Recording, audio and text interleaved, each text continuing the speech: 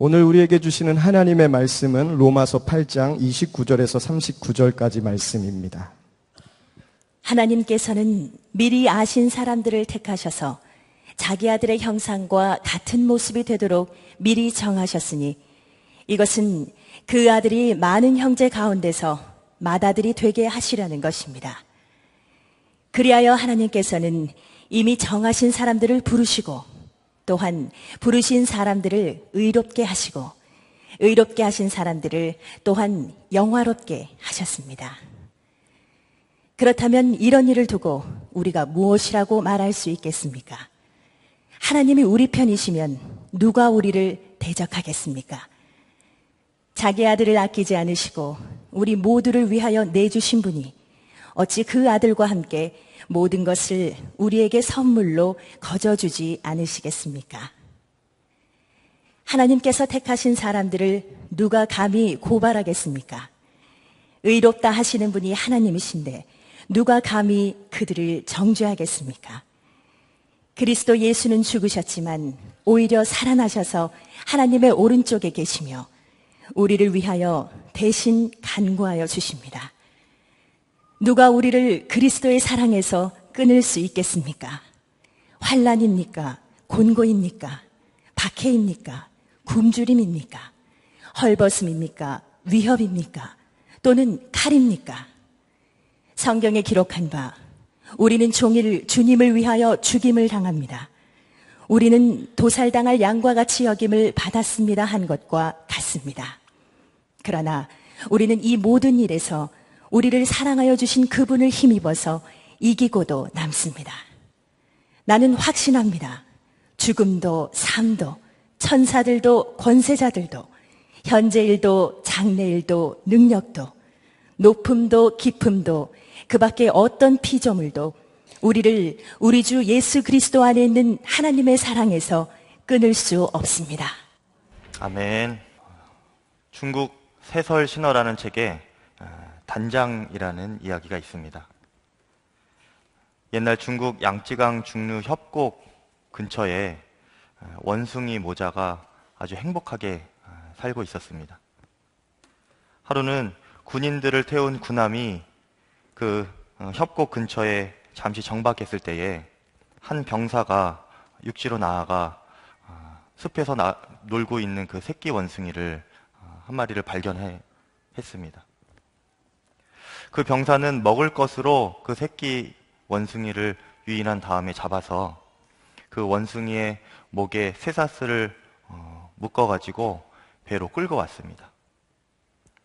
배는 이미 떠났고 이것을 뒤늦게 본 어미 원숭이가 그 배를 쫓아 100여리 정도 사력을 다하여서 쫓아왔습니다. 배와 육지가 가장 가까워지는 그 협곡의 끝부분에서 이 어미 원숭이가 몸을 날려 배 위로 뛰어들었죠. 다행히 착지는 잘 하였습니다. 그런데 그 어미 원숭이가 새끼 원숭이의 얼굴을 보자마자 숨을 거두게 되었습니다. 배에 있는 군인들이 뭔가 이상해서 어미 원숭이의 배를 갈라보았는데 끔찍하게도 그 어미 원숭이 배 안에 그 창자가 다 끊어져 있었습니다. 자식을 잃은 큰 슬픔이 그 어미의 창자를 이미 다 끊어 놓은 것이죠. 배 안에 있는 모든 군인들은 그 어미 원숭이의 모정에 그 마음이 깊이 숙연해졌고 그 배의 장군은 새끼 원숭이를 풀어주었습니다. 그리고 그 원숭이를 잡아온 병사를 매질하여서 그 배 밖으로 내쫓았습니다. 단장이라는 말은 끊을 단자에 창자 장자를 써서 창자가 끊어진다라는 뜻인데 그만큼 큰 이별의 슬픔을 표현하는 고사성어입니다. 우리가 아직 죄인 되었을 때 하나님 아버지께서 우리를 향하신 마음이 이 단장의 마음이었을 것 같습니다. 우리가 죄의 사슬에 매여서 사단에게 끌려갈 때에 그런 우리를 구하시려고 창자가 끊어지는 듯한 고통과 애타는 마음으로 이 땅까지 쫓아오신 하나님이 바로 예수 그리스도이시죠. 하나님은 그렇게 생명을 다해 구원하신 우리를 기뻐 받아주시고 품에 안아주시고 뿐만 아니라 우리에게 특별한 계획을 가지고 계십니다. 바로 우리가 하나님의 아들 예수 그리스도와 같은 모습이 되도록 만드시는 것이죠. 오늘 말씀 29절에 하나님께서는 미리 아신 사람들을 택하셔서 자기 아들의 형상과 같은 모습이 되도록 미리 정하셨으니 라고 말씀하고 있습니다. 여기서 형상이라는 말은 겉으로 보이는 생김새를 말하기보다는 예수님의 성품이나 능력이나 권세와 권위같이 보이지 않는 형상을 의미하는 말입니다. 그 중에 오늘 말씀에서 가장 강조하는 예수님의 형상은 바로 예수님의 승리의 형상입니다. 하나님은 우리가 구원받은 것에 머물지 말고 예수님의 형상으로 이 땅 가운데서 승리하기를 바라고 계신 것이죠. 하나님이 우리를 그렇게 예수님의 형상이 되게 하시고 또한 승리하도록 만드실 때에 사용하신 특별한 방법이 있습니다. 그것이 바로 십자가입니다. 한 사람의 장인이 최고의 작품을 만들 때에 그 작품을 마스터피스라고 부릅니다. 이 마스터피스를 만드는 장인이 되기 위해서는 피나는 훈련과 노력이 있어야 하죠. 도제라는 훈련생부터 시작을 해야 되는데 스승인 장인이 이 제자된 도제를 가르칠 때에 아주 엄격하게 가르친다고 합니다. 가장 기초적인 것부터 시작해서 때로는 위험하고 정말 어려운 기술까지 하나하나 직접 해보게 만듭니다. 그런데 이것들은 사실 그 스승인 장인이 훈련생 도제 시절부터 이미 다 해보았던 것들이죠. 아무것도 몰랐던 도제가 그 스승이 했던 것들을 하나하나 열심히 따라하고 익히다 보면 언젠가는 마스터피스라는 최고의 작품을 만들 수가 있게 되는데 그때가 바로 그에게 장인이라는 이름이 부여되는 순간입니다. 장인이라는 자격이 그 마스터피스로 인하여서 부여되는 것이죠. 예수님의 마스터피스는 십자가입니다. 그래서 예수님은 예수님의 뒤를 따르려는 자들에게 십자가를 요구하셨습니다. 누가복음 9장 23절에 아무든지 나를 따라오려거든 자기를 부인하고 날마다 제 십자가를 지고 나를 따를 것이니라 예수님께서 말씀하셨습니다.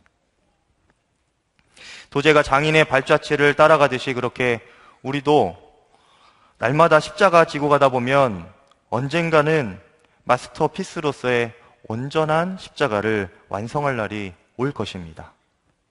그때 우리도 십자가의 장인이신 그 예수님의 형상을 닮은 영화로운 존재가 될 것입니다. 이것이 오늘 말씀 30절에 나오는 영화롭게 하셨다라는 말의 의미입니다. 그런데 이 도제와 성도 사이에 한 가지 결정적이고 중요한 차이점이 있습니다. 도제는 열심히 노력해서 자신의 작품을 만들어 내야 하지만 성도는 자신의 노력이 아니라 이미 예수님이 다 완성하신 그 십자가를 믿음으로 짊어지고 가기만 하면 되는 것이죠. 그래서 우리가 십자가 지는 것은 쉽습니다. 우리가 주님께 받은 십자가 은혜가 있다면 그저 우리는 우리 자신을 부인하고 주님께 받은 그 십자가를 그대로 지고 가면 되는 것이죠. 우리가 주님께 받은 십자가의 은혜 중에 가장 큰 은혜가 무엇입니까? 바로 용서의 은혜이죠. 예수님께서 십자가의 죽으심과 부활로 우리는 완전한 죄사함을 받았습니다. 그래서 바울은 오늘 말씀 34절에 구원받은 성도들에게 이렇게 선포하고 있습니다. 누가 감히 그들을 정죄하겠습니까? 그리스도 예수는 죽으셨지만 오히려 살아나셔서 하나님의 오른편에 계시며 우리를 위하여 대신 간구하여 주십니다. 여러분, 우리의 과거와 현재와 미래의 모든 죄가 완전히 용서받은 죄사함의 은혜를 여러분도 믿으실 것입니다. 그렇다면 이제 그 용서의 십자가를 받은 우리가 해야 할 일은 그 용서의 십자가를 지고 가는 것입니다. 그리고 그 십자가 지는 것은 선택이 아니라 우리가 이 땅 가운데 살면서 승리의 삶을 살기 위한 필수 요소입니다. 마태복음 18장에 보면 왕에게 10,000달란트 탕감받은 종의 비유가 나옵니다. 10,000달란트는 지금 수준으로 계산해 보면 15조 정도 된다고 합니다. 여러분, 재산이 15조 있는 것과 빚이 15조 있는 것은 아주 천지 차이죠. 이 10,000달란트라는 말은 쉽게 말하면 한 사람이 평생을 가도 갚을 수 없고 죽었다 깨어나도 갚을 수 없는 어마어마한 액수를 나타내는 말입니다. 처음에는 왕이 그 종에게 집에 있는 것들을 다 팔아서라도, 그리고 심지어는 그 가족들을 다 팔아서라도, 처자식을 다 팔아서라도 이 빚을 갚으라고 명령했습니다. 하지만 그 종의 간청하는 모습을 보고 왕의 마음에 긍휼한 마음이 들어서 그의 빚을 탕감해 주지요.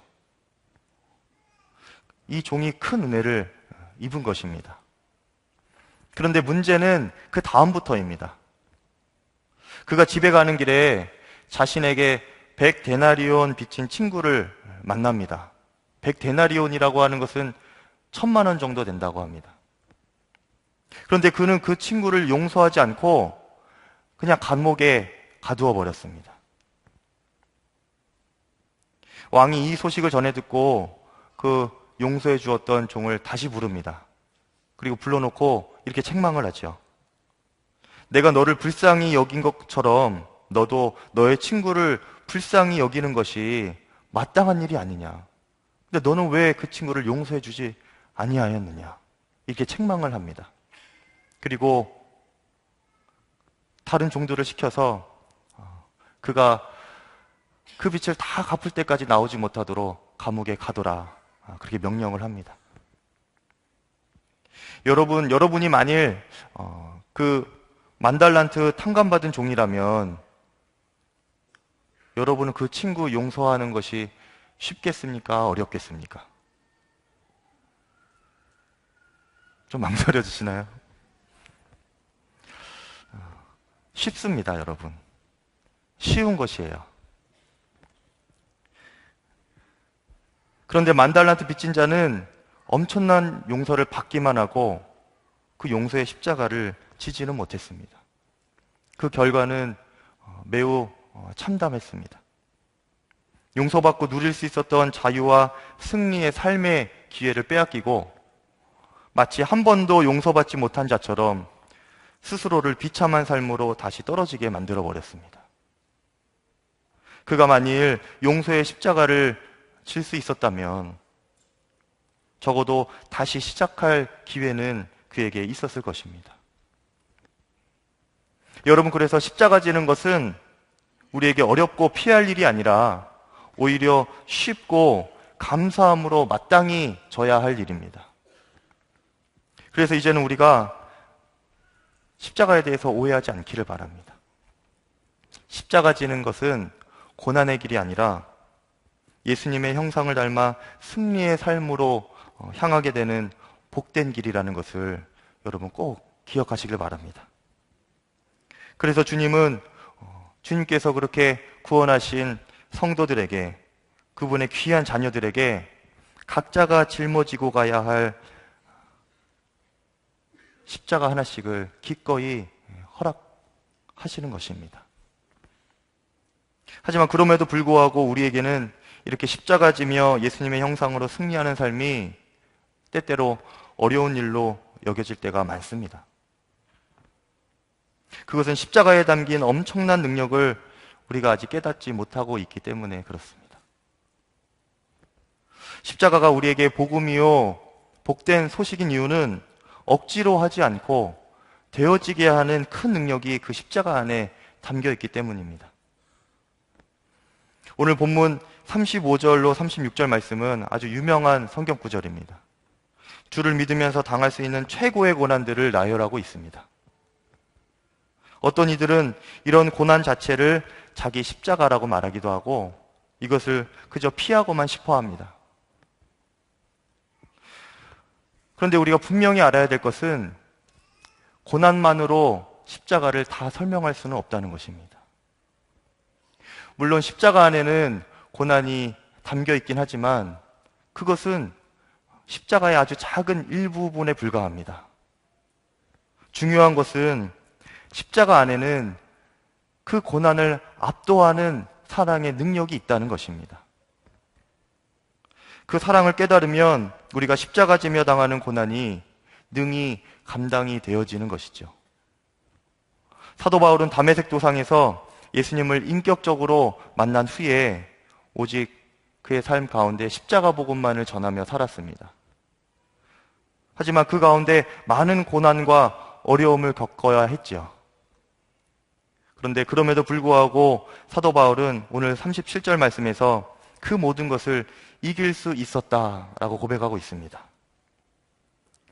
그러나 우리는 이 모든 일에서 우리를 사랑하여 주신 그분을 힘입어서 이기고도 남습니다. 라고 고백한 것이죠. 이렇게 고백할 수 있었던 것은 그가 그의 삶 가운데서 고난을 압도하는 십자가의 사랑을 만났기 때문입니다. 그것을 깨달았기 때문에 이 고백을 할 수 있었던 것이죠. 그가 깨달은 십자가의 사랑이 무엇인지 오늘 35절부터 나옵니다. 35절에 그리스도의 사랑이라는 말이 나옵니다. 이것은 십자가에서 자신을 내어주신 예수님의 사랑이죠. 자신을 내어주신 그 예수님의 사랑을 다른 말로 십자가 대속의 은혜라고도 부릅니다. 죄인 중에 괴수 같았던 이 사도 바울이 예수님 십자가 사랑을 경험하고 실제로 그 십자가의 능력으로, 십자가 사랑의 능력으로 살아본 간증과 같은 고백이 35절부터 고백되어지고 있습니다. 개역개정 성경으로 제가 읽어드리겠습니다. 누가 우리를 그리스도의 사랑에서 끊으리요? 환난이나 공고나 박해나 기근이나 적신이나 위험이나 칼이랴.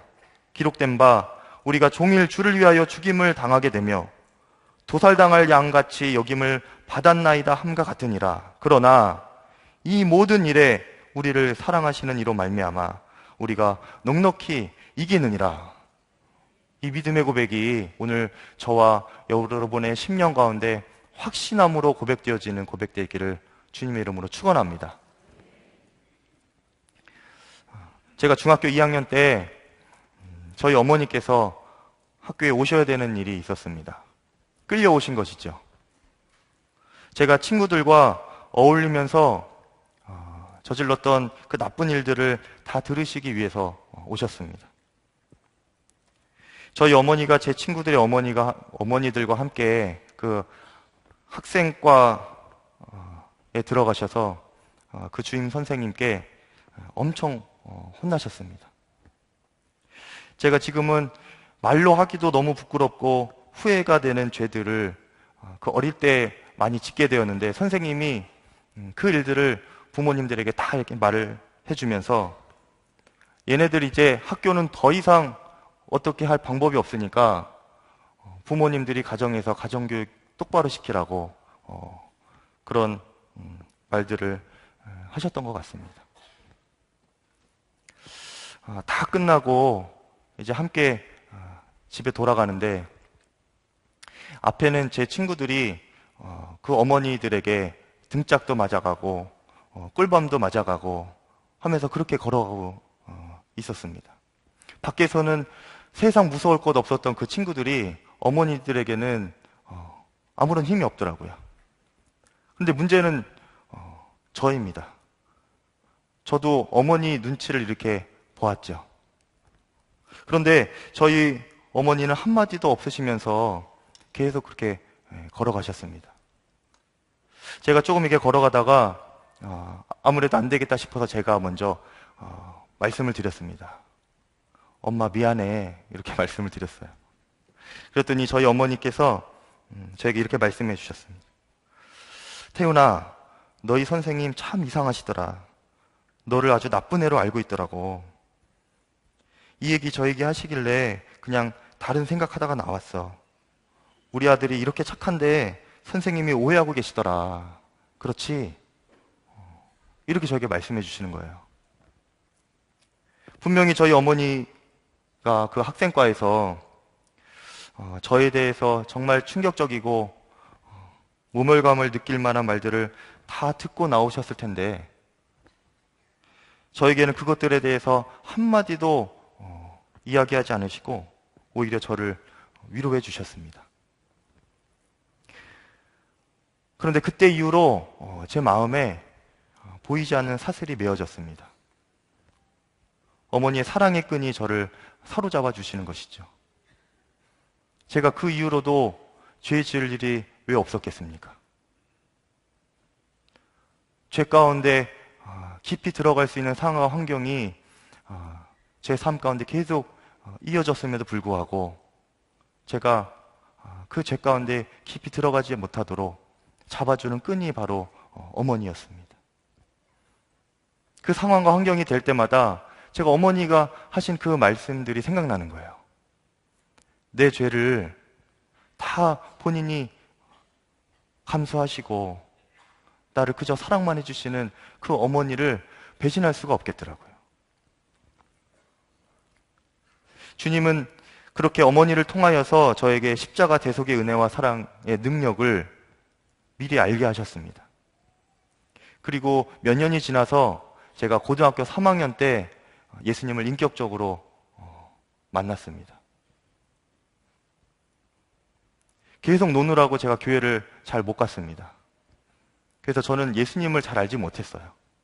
우연히 간 고3 수련회 가운데 예수님께서 제 마음에 인격적으로 찾아오셨는데 그분 스스로 저에게 자신을 설명해 주셨습니다. 이렇게 설명해 주셨어요. 태훈아, 내가 너를 안다. 너가 죄 지을 때도 내가 다 보았고 너가 외로워할 때도 내가 함께 있었다. 너가 지은 그 죄들 때문에 혼자 고통스러워할 때도 내가 다 보았다.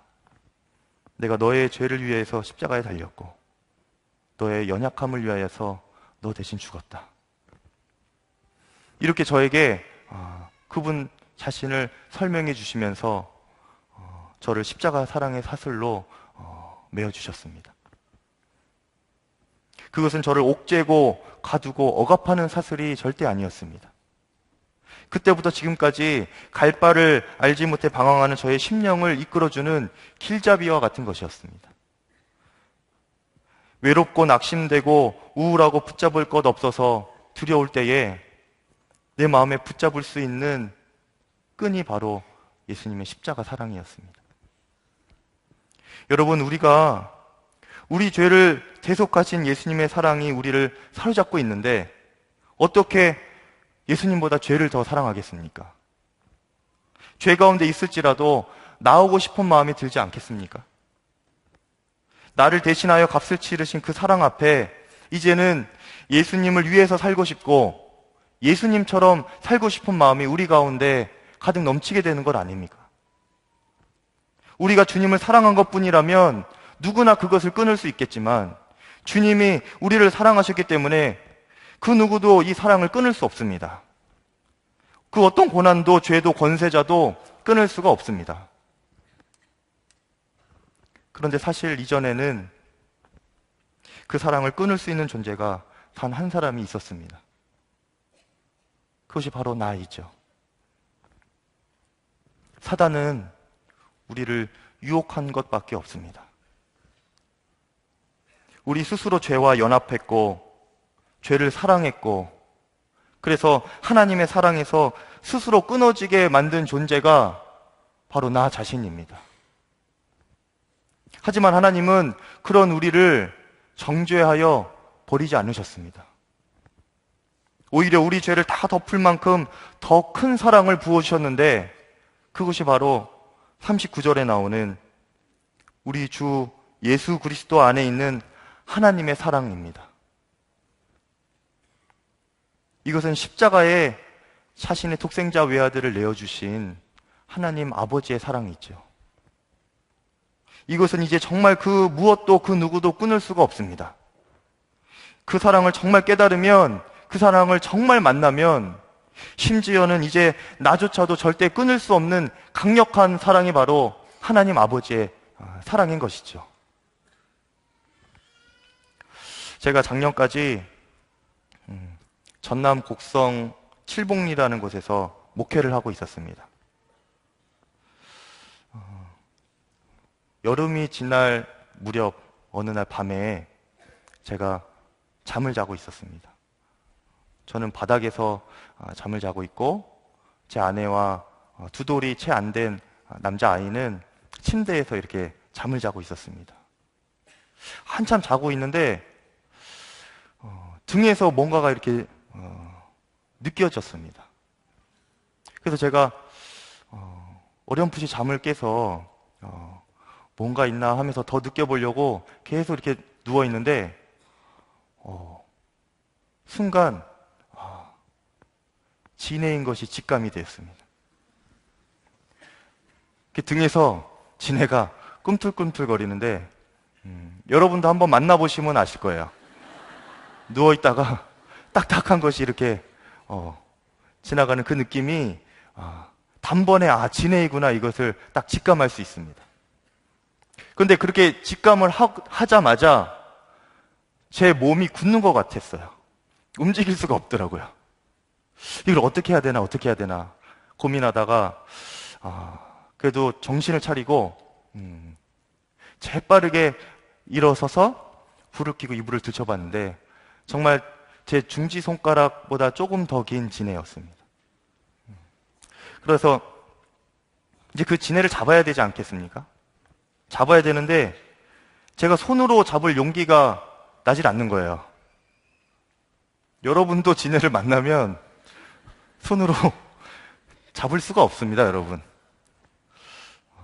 그래서 제가 이리저리 이 잡을 것이 뭐가 있나 찾고 있는 중에 그 진해가 침대 밑으로 쏙 도망가 버렸습니다.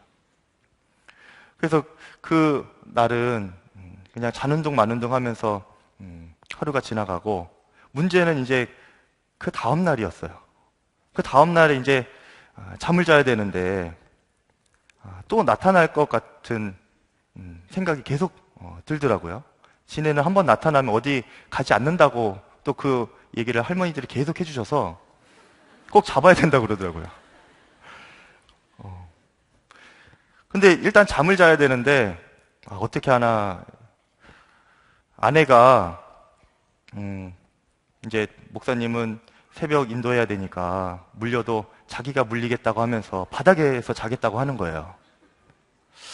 그런데 제가 생각을 해보니까 그것도 그런 것도 같고 제가 아이가 또 두 돌도 안 된 그런 아이니까 제가 좀 지켜줘야 될 것 같았습니다. 그래서 저와 아이가 이제 침대에서 자고 아내가 바닥에서 자고 그렇게 잤습니다. 그런데 그날 이렇게 한참 자고 있는데 하필이면 그날 온우가 제 아들이 온우인데 온우가 진해에 물려버렸습니다. 새벽에 아이 비명소리에 깨어서 제가 얼른 아이 옷을 걷어보니까 그 어린 아기의 조그만 옆구리에 두 개의 이빨, 진해 이빨 구멍이 선명하게 뻥 뚫려 있었습니다. 제가 그 선명하게 뻥 뚫린 그 진해 이빨 구멍 두 개를 이렇게 보는 순간 마음이 섬뜩해지면서 순간 이성을 잃었습니다. 그래서 그 진해를 잡아가지고 밖으로 데리고 갔어요. 그리고 마당에다가 던져서 막 밟았습니다. 분이 안 풀리더라고요. 근데 더 안 풀리는 게 그렇게 밟아도 진해가 살아있습니다. 여러분 진해 많이 안 밟아보셨죠? 이게 그냥 밟는다고 해서 이게 되지 않습니다. 막 짓이기고 그 진해가 다 선멸된 것을 제가 확인을 하고 그러고 나서야 방으로 들어왔습니다. 들어와 보니까 아이가 계속 우는데 제가 새벽이라 해줄 것은 없고 해서 얼음으로 그 아기의 물린 부분을 찜질해 주었습니다. 그런데 시간이 지나면 또 통증이 오니까 아기가 또 깨서 괴로워하면서 울더라고요. 그렇게 찜질해 주면은 잠들었다가 또 10분 지나면 또 깨서 통증 때문에 괴로워 울고, 그렇게 밤새 10분 간격으로 자다 깨다 하면서 괴로움 가운데 울고 있는 그 아기의 모습을 보기가 제 마음에 아버지로서 참 견딜 수가 없더라고요. 그 아이의 울음소리를 제가 듣기가 너무 괴로웠습니다. 그런데 그날 제 마음에 처음으로 시골에서 목회하는 것에 대한 원망이 일어났습니다. 하나님, 나에게 왜 이런 곳으로 오게 하셨나요? 그 전까지는 잘 견뎌왔거든요. 행복하게 목회 잘 했었습니다. 그런데 제가 물렸으면 차라리 괜찮은데 내 아들이 그렇게 되니까 제가 마음을 지키기가 너무 힘들더라고요. 그리고 그 마음의 틈으로 그동안 그곳에서의 목회 가운데 자존심 상하고 두렵고 외롭고 힘들고 했던 그런 일들이 계속 생각에 꼬리를 물고 계속 생각나게 되었습니다. 제 마음도 사단에게 물린 거죠. 그 순간을 이겨내기가 제가 참 힘들었습니다. 하나님이 계속 원망이 되는 거예요. 그런데 그때 예수님이 생각나고 하나님이 생각났습니다. 내 아들 이렇게 진해에 물린 것도 분하고 억울한데 하나님은 어떤 사랑이시길래 그 아들 예수님을 나를 위해 십자가에 매다시고 창으로 찔르셨을까? 예수님이 십자가 위에서 고통 속에 소리 지르실 때 하나님은 그 비명소리 어떻게 참으셨을까? 아무리 나를 사랑하신다 해도 어찌 그 아들을 나 대신 내어주시고 나를 살리셨을까 하는 그런 마음입니다. 여러분, 이 사랑을 받고 주님을 의지하지 않을 사람이 누가 있겠습니까? 그 아들을 죽이고 나를 살리신 그 하나님 아버지의 사랑을 애써 외면할 수 있는 사람이 이 자리에 누가 있겠습니까? 그 사랑 앞에서 우리가 어찌 죄를 더 사랑하고 힘들다고 하나님을 원망하면서 떠날 수 있는 사람이 누가 있겠습니까? 목회를 하면서 많은 성도님들을 만나고 신방하고 이야기하다 보면 말할 수 없는 고통 가운데, 고난 가운데, 어려움 가운데 있는 성도들을 마주하게 됩니다. 그 이야기를 들으면서 함께 기도하면서 눈물 흘리지만 제 마음 한켠으로는 너무나 죄송한 마음이 들더라고요. 제가 그분들의 그 어려움을 해결해 줄 수 있는 능력이 많지 않은 것을 직면하기 때문입니다. 그 마음의 고민 때문에 오늘 이 말씀을 준비하게 되었습니다. 여러분, 십자가에 아들을 내어주신 하나님의 그 크신 사랑이 우리가 세상을 이길 힘입니다. 그 사랑은 반드시 이깁니다. 고통 중에 거할수록 여러분 더욱 십자가를 바라보시기를 바랍니다. 십자가 사랑이 우리로 세상을 넉넉히 이기게 하시고 우리가 마땅히 짊어지고 가야 할 십자가를 또한 넉넉히 지고 갈 수 있도록 힘을 주실 것입니다. 그리고 그렇게 십자가 지고 갈 때마다, 세상을 이겨갈 때마다 우리의 심령과 삶과 우리의 얼굴에서 예수님의 형상이 점점 선명하게 드러나게 될 것입니다. 죄와 사망과 고난과 저주의 사슬을 다 끊으신 그 십자가, 오직 그 사랑에 매여서 이 땅 가운데 승리하시는 저와 여러분 되시기를 주님의 이름으로 축원합니다. 기도하겠습니다. 모든 문제와 두려움과 유혹 가운데 우리 모두가 오직 주의 사랑으로 이기게 하여 주시옵소서. 우리는 주님이 필요합니다. 우리 심령 가운데 용납하지 못하는 사람을 용서할 수 있도록 주의 크신 사랑을 부어 주시옵소서.